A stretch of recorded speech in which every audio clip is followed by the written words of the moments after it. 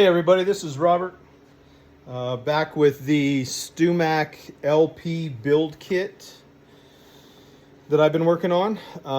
So I know I said in the first video that I was going to record every step of this, but couple things. One, I'm not a big video guy. I'm not used to doing videos, so I'm just used to grabbing a couple extra minutes here and there and fitting personal projects in. I am at my own business. And so whenever I get some time, this last week I actually found a little bit of time and I got some work done. Another thing is that I told you guys I would order a stand for my phone so that I didn't have to hold it and move it around. So that's good. I had to wait for that to come in. But I want to double back on the things that I did. Some problems that I ran into, not many, really, and just different things that I did. So I'm going to break it up. I already made one video.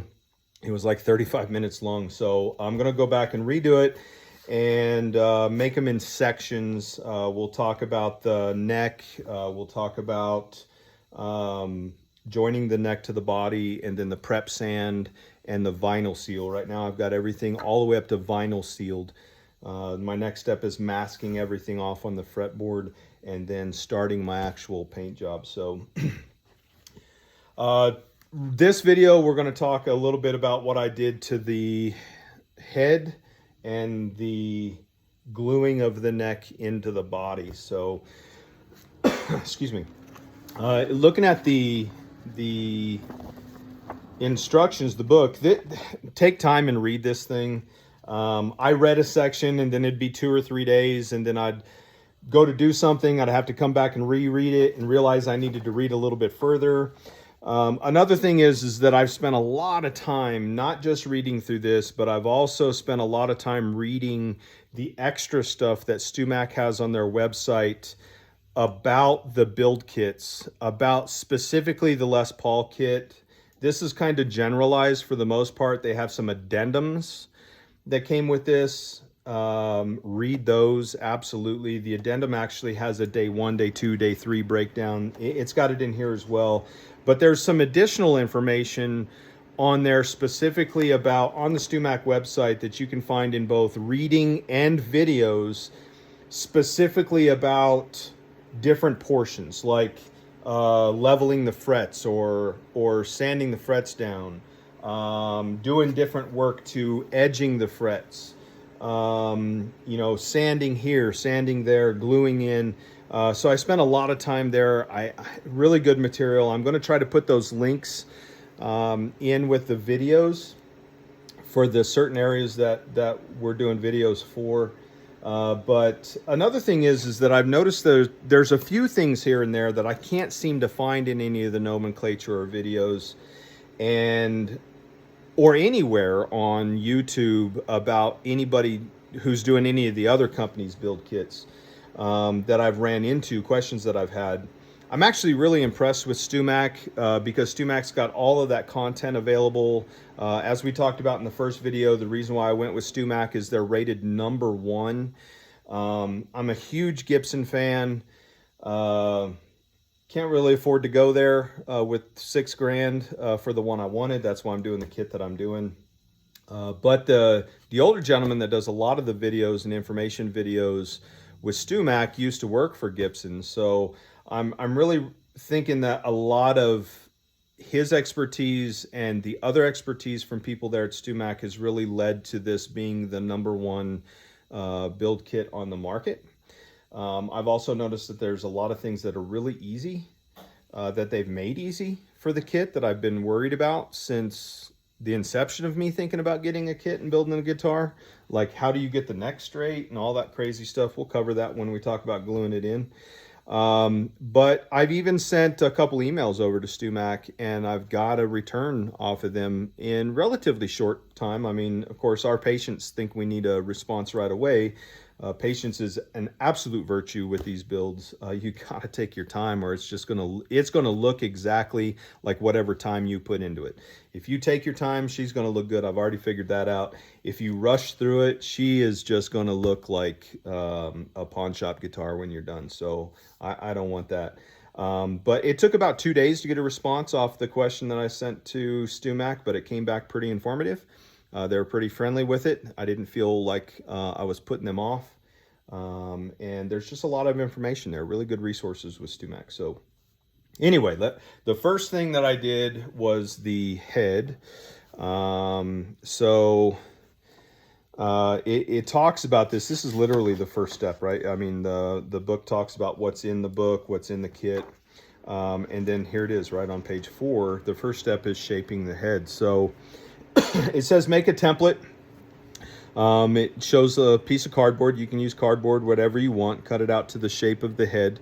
And I used copy paper. So what I did is I took a piece of copy paper before I set the neck into the body, and I flipped the head over and traced it out onto the piece of paper. And I did that 3 or 4 times to get quite a few different templates. And I just drew different tops that I wanted to go on there.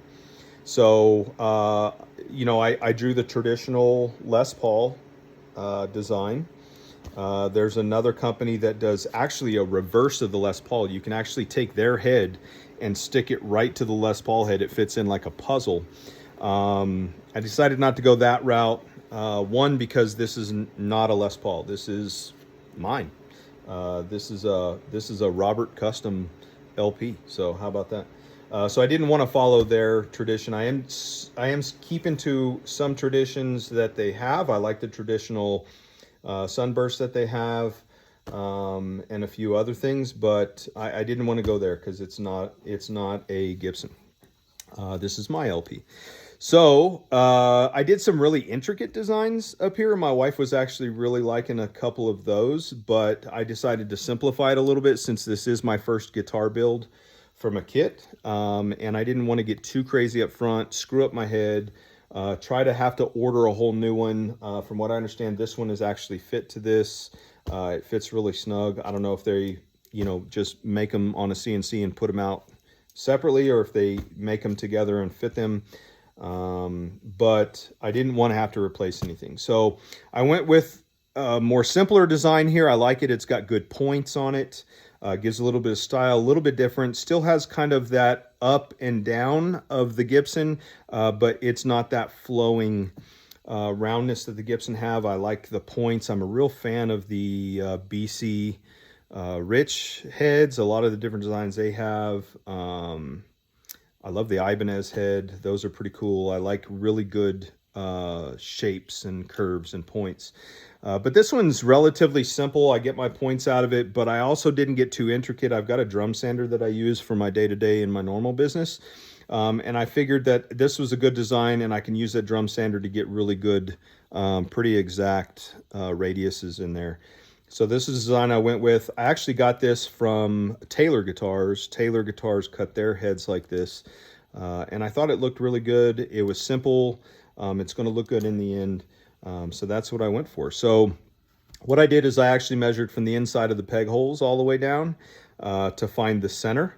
And then I drew a line down the center with a pencil. Then I took the template that I had, I cut it out, and then I folded it in half to make sure that my drawn design, the design that I drew on there, was exact, and I cut it out that way so that it was as exact on both sides. And then I used the folded crease in the paper to line up with the center line, and then I taped it down. Now, my design's a little bit shorter than what this head was originally. I took about 1/4 of an inch off or so. I didn't want such a huge gap between the top peg hole and the top of the head. I wanted to reduce that a little bit. So then I went in with a pencil and I traced the edge of it, took the template off, and then I actually came in with a Sharpie on the edge and made a line with a Sharpie on the side that I'm going to sand off. So that I know when I sanded it in, I needed to sand right up to that edge to where that line was gone. I didn't want to leave the line on here and do that Sharpie on the other side, because this veneer top is super, super thin. It's paper thin. And I didn't want it to stain it. Although I am doing the head black, I didn't want it to affect any of the lacquer or anything that I'm putting on there. So put it on the drum. I cut it out with a bandsaw. You can use a jigsaw. And then I went in with my drum sander, and then I finished it up with a rolled up piece of sandpaper. You can put it around a wood dowel or something round and use it as well in order to get nice good edges here. And then I hand sanded it just enough to break the edges so they weren't sharp points. That's going to help with runs later. And then of course any sharp point can lead to excessive wear over time with your finish. I don't know if you can see it, but I've actually went in and just beveled the edges slightly in the back to kind of break that edge as well. And it's nice and smooth, feels real good to the hand. And cut it out. It was actually really simple with the drum sander that I used. It took me probably about 45 minutes to get it to the point where I was happy with it. So it wasn't bad. You also notice here I've got the nut out. So that's something I did right up front too, right after I shaped the head. I took the nut out because I decided I'm going to put an adjustable nut in here. I'm doing a full brass edition, so I'm not using any of the hardware that came with the StewMac kit. Nothing against it. I've actually seen pretty good reviews on it, and I've seen people doing videos playing the original StewMac equipment, and it sounds pretty good. I haven't seen any major complaints on it at all. But I wanted a brass edition. That's what I've always wanted. So all of the hardware is switched out with brass, the humbucker, the keys, everything is, I mean, even the switches, everything is brass. So I'm even switching out the pick guard to a different style of pick guard. I don't want that antique vanilla, that traditional vanilla yellow. Although I am doing a traditional sunburst finish on the face, I switched to a different pick guard.